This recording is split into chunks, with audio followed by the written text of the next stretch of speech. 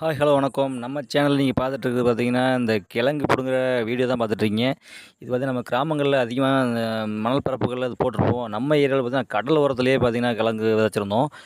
இத கிழங்கு விதைச்சு எப்படியும் ஒரு 2 மாசம் ஆகும். எல்லாம் இன்னைக்கு பார்த்தீங்கன்னா, எனக்கு மதியம் சீக்கிரம் வேலை முடிஞ்சதுனால, ஜாலியா போயிட்டு வரலாம் அப்படின்னு சொல்லிட்டு நாங்க மதியத்துக்கு மேல கிளம்புனோம். மேகமூட்டமா அருமையான கிளைமேட்டா இருந்தனால போனோம். போனா அந்த கிழங்கு பிடுங்கி பார்த்தா, சரியாவே அது முளைச்சு வரல. ஏன்னா போட்டு 1 1/2 மாசம், 2 மாசம் கிட்ட ஆகுது. இன்னும் அது முத்துறதுக்கு எப்படியும் ஒரு 1 1/2 மாசம் ஆகும்னு நெனைக்கிறேன். குழந்தைங்கலாம் கூட்டு வச்சு செம்ம என்ஜாயா இருந்துச்சுங்க.